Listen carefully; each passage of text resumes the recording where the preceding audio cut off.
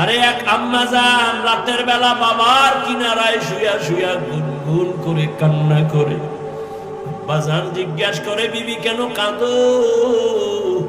মা বলতেন, আমার মনে বড় কষ্ট। কি বলে? একটা সপ্তাহ হইছে সন্তান আমারে মা বইলা ডাকে না। কেন ডাকে না? কয় আমি একদিন একটা সামান্য অন্যায় দেখছি, একটু ধমক দিছি, সন্তান অভিমান কইরা মা কয় না। বাসায় আইসা নিজে নিজে খানা খাইয়া বের হয়ে যায়, আমার দিকে তাকায় না, মা বলে ডাক দেয় না। আব্বাজান সান্ত্বনা দিয়ে কয়, বিবি ঘুমাও, খানাও খাও। সন্তান ভুল বুঝতে পাইরা একটু পরে আইসা তোমারে মা বলে ডাকবে। আব্বাজান ডাক দিয়ে কয়, স্বামী বুঝাইতে পারি না, যতবার আমি খানার প্লেট সামনে নেই আমার মুখে খানা যায় না, আমার ঘুমের বিছানায় ঘুম আসে না, আমার ঘুম থেকে খানা থেকে আমার কলিজার সন্তানের মা ডাকে এত মজা আমি বুঝাইতে পারবো না রে স্বামী। আমার সন্তান যখন আমারে আম্মু বলি একটা ডাক দেয়, আমার কলিজা ঠান্ডা হয়ে যায়। ও সন্তানেরা, ওই মা ওই বাবাকে কে ভুলে গেছো?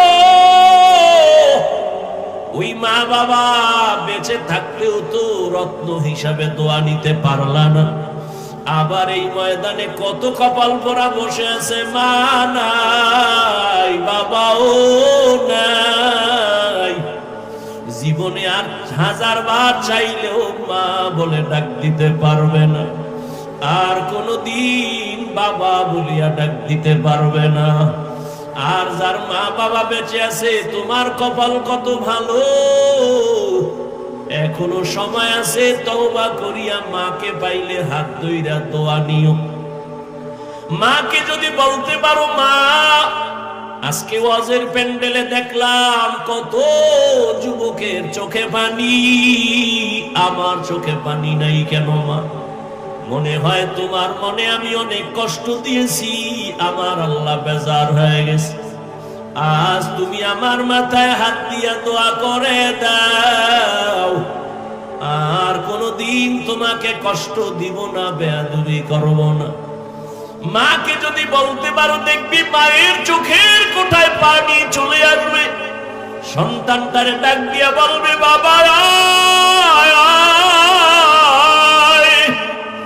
আমার বুকে আয়। মা একটা ডাক দিয়া মাথায় হাত দিয়ে একটা ডাক দিব, আর সে আজিমের মালিক আমার সন্তানটাকে কবুল করে নাও। ওরে যতই বাহাদুরি করি না কেন, আল্লাহর কসম মা বাবার চোখের পানি আর দোয়া ছাড়া এই চেয়ারে বসতে পারি নাই রে বাবা। ওই মা বাবার চোখের পানি আর দোয়া ছাড়া আল্লাহর কসম তুমি আলেম হইতে পারো নাই। ওই মা বাবার চোখের পানি আর দোয়া ছাড়া টাকার মালিক হইতে পারো নাই রে সন্তান, পরীক্ষায় পাস করতে পারো নাই। ওই মা বাবার চোখের পানি আর দোয়ার কারণে আজকে তুমি টাকার মালিক, বাড়ি গাড়ির মালিক, সম্মানের চেয়ারের মালিক। জানোনি মা বাবা তোমাকে আমাকে নিয়ে জীবনের শুরু লগ্নে কি কষ্ট করেছে? এমনও বাবা মা ছিল দিনে কাজ না করলে ঘরের চুলায় আগুন জ্বলে নাই। কত কষ্ট করে মা বাবা জীবনটা কাটাইছে রে সন্তান। মাঝে মাঝে মায়ের মনে চাইতো ফল খাবে, টাকার কারণে কিনতে পারে নাই। মাঝে মাঝে বাবার মনে চাইতো ইলিশ মাছ দিয়া খানা খাবে, টাকার অভাবে কিনতে পারে নাই। আজকে তুমি সন্তানের ঘরে ফলের অভাব নাই, ফ্রিজ ভরা তোমার মাছের অভাব নাই। কি লাভ হবে ওই ফল আর মাছ দিয়া? চাইলেও তো মা বাবারে আর খাওয়াইতে পারবা না। ওই মা বাবায় তো সাদা কাপুনের প্যাকেট, ওই বাড়ির পেছনে বাগানে মাটি গর্তে পড়ে আছে রে বাবা। ওই মা বাবারে আর চাইলেও ফল দিতে পারবা না, মাছ দিতে পারবা না। তবে কপাল যদি খুলতে চাও বাবা, 2 ফোঁটা চোখের পানি পাঠায়া দাও। কান্না যদি না আসে, যদি ডানে বামে কোনো কান্নাওয়ালা গোলাম পাও, হাতটা বাড়াইয়া দোয়া নিও। কান্নাওয়ালার দোয়া খালি ফেরত যাবে না রে বাবা। ওই মা বাবার জন্য দোয়া করিও, চোখের পানি সারিও, গুনাহ কমাইয়া নেক আমল করিও। জীবনটা ধন্য হয়ে যাবে, মা বাবার খেদমতের কারণে আল্লাহ খুশি হয়ে যাবে। আল্লাহ বলেন, ও মানুষ তুমি বড় দুর্বল। আমি যখন দুনিয়াতে এসেই যাচ্ছি, হঠাৎ আম্মাজান বেহুশ হয়ে পড়ে গেছে। আমার দাদি আর নানি আমাকে ধরে পরিচ্ছন্ন করে আম্মুকে ডাক দিছে, এই দেখ কত সুন্দর গোলাপ। আম্মাজান এত কষ্টের মধ্যে বেহুশ, এত চোখের পানি ফালায়া কাঁদলেন, 7 আসমানের বোঝা মাথায় নিলেন। হঠাৎ আমার চেহারা দিয়ে তাকাইয়া মনে হয় মুহূর্তে আম্মাজানের কষ্ট সব শেষ হয়ে গেল। আম্মাজান আমাকে কোলে নিলেন। আমার দাদি নানি বলে, বাচ্চার কান্না বন্ধ করে দুধ দাও। আমারে দুধ দিছে, আমি খাইতে পারি না, গাল বেয়ে পড়ে গেছে। আল্লাহ কয়, দেখ আমি কত দুর্বল করে বানাইছি। অন্যদিকে তাকায় দেখ, একটা ছাগলের বাচ্চা দাঁড়ায় গেল। ডানে বামে সাহায্যকারী কেউ নাই। মায়ের দুধ কোথায় কেউ দেখায় দেয় না। ছাগলের বাচ্চা খুঁজা খুঁজা মায়ের ওলানে মুখ লাগায় দিছে। মায়ের ওলানটা কি শক্ত, দুধ আসে না। কাউকে গিয়া বলে না আমারে ঔষধ দাও। ওই ছাগলের বাচ্চাটাকে আল্লাহ পাক এমন ভাবে বানাইছেন, ওর কপালের সামনের অংশ বড় শক্ত। কাউকে জিজ্ঞাসাও করে নাই। ওই কপালের অগ্রভাগ দিয়া মায়ের ওলানে জোরে জোরে কয়েকটা আঘাত করা মাত্র ওলানটা নরম হয়ে গেছে। বাচ্চাটা মুখ লাগানো মাত্র দুধ ভেতরে চলে আসছে। একটু চিন্তা করো, একটা ছাগলের বাচ্চার কাছে তুমি আমি কেমন দুর্বল হয়ে পড়েছি। দুনিয়াতে মানুষের মতো দুর্বল কোন প্রাণী আল্লাহ বানান নাই। একটা পিপিলিকার কাছেও দুর্বল, একটা মশার কাছেও দুর্বল। আল্লাহ বলেন, এই দুর্বলতা নিয়ে কেমনে তুমি জান্নাতের পথে চলবা। মেধার বেলায় দুর্বল, দুনিয়ার বেলায় দুর্বল, আখিরাতের জ্ঞানের বেলায় তুমি দুর্বল। আবার যেই দুনিয়ার মধ্য দিয়ে জান্নাতে যাইবা, দুনিয়ার পরিবেশ বড় খারাপ। চারদিকে গুনাহ, করতে না চাইলে জোর করে করাবে। গুনাহ করতে না চাইলেও তোমাকে জোর করে করানো হবে। তুমি যদি চোখের হেফাজত করতে চাও, তোমার চোখ হেফাজত করতে দিবে না। আবার তোমার পরিবেশ বড় খারাপ। অন্যদিকে তোমাকে পেছন থেকে টানতেছে 3 শ্রেণীর শয়তান। এক শয়তান হলো জিন শয়তান, আর এক শয়তান মানুষ শয়তান, আর এক শয়তান তোমার বডির ভেতরে নফস শয়তান। এত ঝামেলার মধ্যে বলো আমি দুর্বল কেমনে জান্নাতের পথে যাব? অন্যের সাহায্য ছাড়া চলা যাবেই না। এখন বলে তাহলে সাহায্য আমি কার কাছে চাইবো? বলে 3টা দুর্বলতা যার নাই তার কাছ থেকে সাহায্য চাইলেই পাইবা। 1 নাম্বার দুর্বলতা নাই মানে তার পেছনে কোনো টান নাই। দুনিয়াতে যত মানুষের পেছনে টান, সামনে যত যেতে চাই পেছন থেকে আমার সন্তান ডাকে বাবা দাও, স্ত্রী বলে দাও, মা বলে দাও, বাবা বলে দাও। যত আগাতে চাই পেছনে তত টান। 2 নাম্বার দুর্বলতায় জমিনে যার অভাব নাই। দুনিয়াতে একটা মানুষও পাওয়া যাবে না যার অভাব নাই, বরং যার টাকা যত বেশি তার অভাব তত বড়। যত বড় লোক সব অভাবী। গরিবেরা যদি বড় লোকের কাজ না করেও ভঙ্গু, জনমের মতো ভঙ্গু।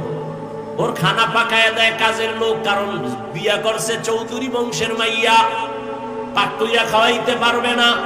আগুনের কাছে গেলে চেহারাটা ঝলসে যাবে, এই জন্য বউ দিয়া পাকায় না। কাজের মাইয়ার হাতের পাক খায়। কপাল কত সুন্দর, এমন কপাল আপন স্ত্রীর হাতের খানা কপালে নাই। ওরে আল্লাহর গোলাম, দুনিয়াতে অভাব ছাড়া কেউ নাই। 3 নাম্বারে যার কোনো স্বার্থ নাই। দুনিয়াতে খুঁজে দেখলাম স্বার্থ ছাড়া কোনো মানুষ নাই। অভাব নাই, স্বার্থ নাই, পেছনে টান নাই, এমন কোনো মানুষ নাই। তবে হ্যাঁ, একজনই মাত্র পাবো যার তিনটা দুর্বলতা নাই, পেছনে টান নাই, অস্বার্থ নাই, অভাব নাই। তিনি হলেন একমাত্র আমার আল্লাহ। ইয়া আইয়ুহান নাস আনতুমুল ফুকারাউ ইলাল্লাহ ওয়াল্লাহু হুয়াল গানিয়্যুল হামিদ।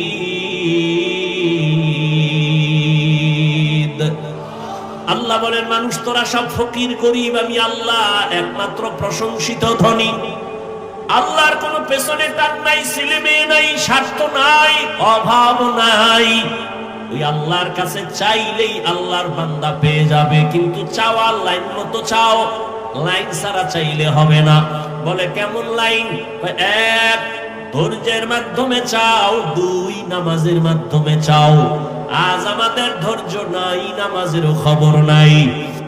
আল্লাহর এক বান্দি, ভালো বাবার সন্তান,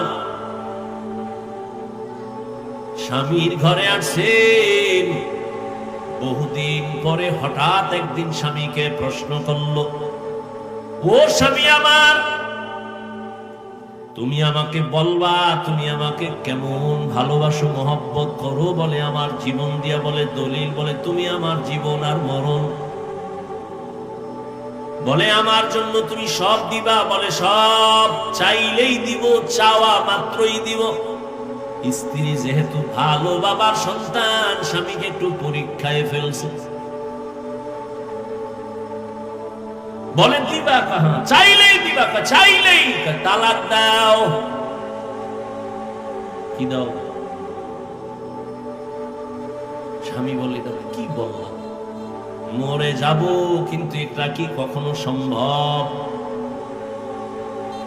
মৃদু হালকা একটু তর্ক, সমাধানের জন্য দরবারের নবুবীতে রওয়ানা। স্বামী আর স্ত্রীর মাঝে মৃদু তর্ক, মহাব্বতের তর্ক। কি তর্ক? মহাব্বত। আপনারা কি আর স্বামী আর স্ত্রী ঝগড়া করে, গালি দেয়, সন্তান মাঝখানে বয়া বয়া শিখে। কি আদর্শ মা বাপ! আর এখন তো ফ্রি মাইন্ড আর ডোন্ট মাইন্ড। এখন আর আপনি আপনি নাই, নাম ধরে ডাকে। স্বামীরে নাম ধরে বিবি ডাকে, হৃদয় শুনে যা, নাম ধরে ডাকে, ফ্রি মাইন্ড। আবার হৃদয় ম্যাডামের নাম ধরে ডাকে, বেবি শুনো। আল্লাহর মায়ের, দুনিয়ার মায়ের দিছে একটা ছেলে সন্তান। এটা দীর্ঘদিন শুনতেছে, একজনে আর একজনের কয় হৃদয়, কেউ কয় বেবি। ছেলেও ডাক দিছে, এই হৃদয় টাকা দে। মায়ের ডাক দিয়া কয় বেবি খানা দে।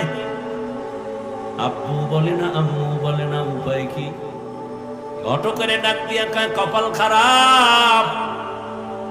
ছেলে আব্বু ডাকে না, আম্মু ডাকে না, কলিজা ছিঁড়ে যায়। কি করার? কয় শিখাই শুনি। কয় না, উপায় কি? ডোন্ট মাইন্ড আর ফ্রি মাইন্ডে জুতার বাড়ি। আর কি করবি? ছেলেটারে মাঝখানে বসাইয়া স্বামী আর স্ত্রী একজন আর একজনের আব্বু আম্মু কওয়ার রিহার্সাল দে। একবার বউরে তুই কা আম্মু, বউ কইবে স্বামীরে আব্বু। এটা শিখা নাইলে উপায় কি? নাইলে জুতা দিয়া কপালে বাইরা। ফ্রি মাইন্ডের ফলাফল লই আলা। মিছা কইতেছি? ঘরের এক রুমের মধ্যে মা বাবা মোবাইল চালায়, আর অন্যদিকে সন্তানের মোবাইল দিছে, ও আর এক রুমে মোবাইল চালায়। মোটামুটি পুরা বাড়িটার মধ্যে সারা রাত কবিরা গুনার প্র্যাকটিস চলে। মা বাবা ছুরি সারা গলাটারে জবাইয়ের রাস্তায় নিয়ে এবার তাবিজ নিয়ে দৌড়ায়, হুজুর একটা তাবিজ দেন। সন্তান কথা শুনে না। কত বাচ্চারে মা বাবা মোবাইল দিছে, এখন আর বাচ্চা মাও বলে না, বাবাও বলে না, বোবা বোবা ভাব, কথাই বলে না। একজনে কয় হুজুর একটু তেল ভরা পানি ভরা দিবেননি। আমি বললাম জুতা ভরা দিলেও কাজ হবে না। জিন্দেগি মে বন্দগি তু কার নাহি, জিন্দেগি মে বন্দগি তু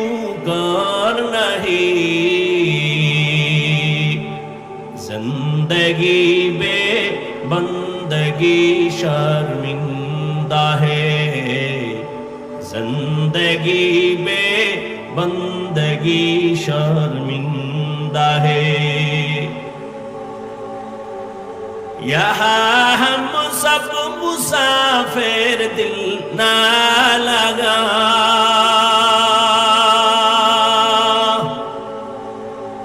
अहले दिल की नजर से रूह करता जा,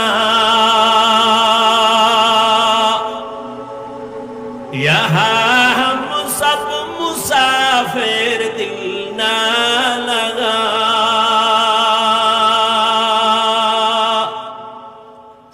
अहले दिल की नजर से रूह करता जा।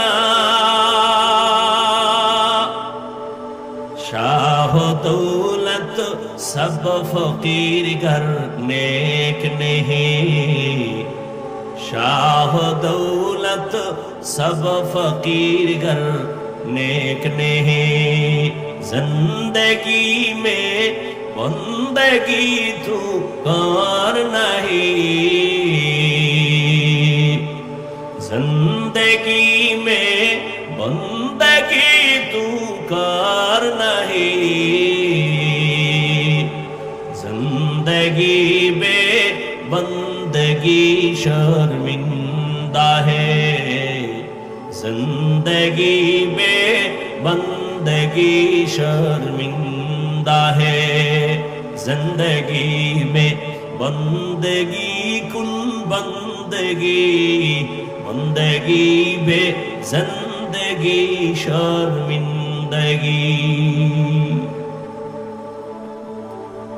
নবীজি বলেন আল্লাহ যাকে পছন্দ করেন তাকে আল্লাহ পরীক্ষা নিবেন মুসিবতের দ্বারা। স্বামী আর স্ত্রী যখন তালাক চাইছে, স্বামী বলে দেওয়া হবে না, বলে ওয়াদা দিছো চাইলেই দিবা, এখন কেন দিবা না, চলো সমাধানের জন্য রহমতের নবীর দরবারে। নুজহাতুল মাজালিস নামক কিতাবে সবরের বয়ানে ঘটনা আছে। হঠাৎ রাস্তার মাঝে গিয়া স্বামী বেচারা পড়ে গিয়া পাও ভেঙে গেল, চিৎকার দেয় আমাকে ধর, চোখ বেয়ে পানি পড়ছে, আমি সহ্য করতে পারি না, ব্যথা, আমাকে ধরো, ও মালিক আমারে মাফ করো। স্ত্রী কয় নবীর দরবার বাদ, চলো বাড়ি চলো। হাত ধরে বাড়ি আইসা স্ত্রী ডাক দিয়া কয় স্বামী মাফ করে দাও, আমি যে তালাক চাইছিলাম আমার কথা আমি ফিরাইয়া নিলাম, উড্ড করে নিলাম। স্বামী বলে চাইলা কেন, চাওয়ার পরে ফিরাইলা কেন?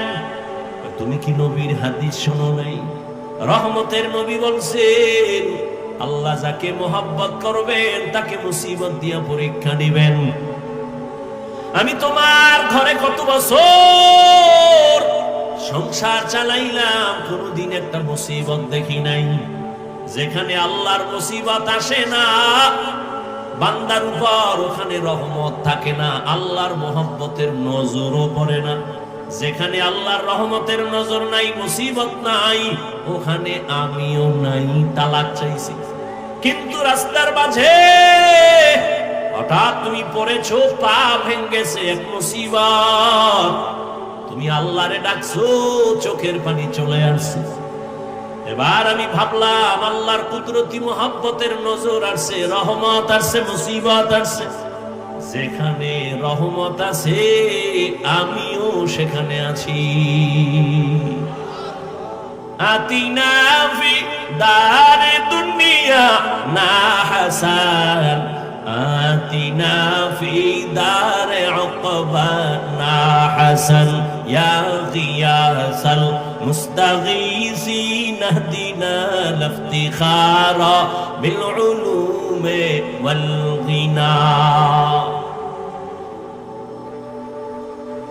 আল্লাহ বলেন সাহায্য প্রার্থনা করো। কথাটা কোনো বেঈমানকে বলেন নাই, মুমিনকে বলেছেন। প্রশ্ন, আল্লাহ মুমিনকে কেন বলেছেন, বেঈমানকে বলেন নাই কেন? এর একমাত্র সংক্ষিপ্ত জবাব, জান্নাত শুধু মুমিন পাবে, কোনো বেঈমান কখনো জান্নাত পাবে না। জান্নাত কারা পাবে? এই বয়ান শেষ, বক্তব্য শেষ।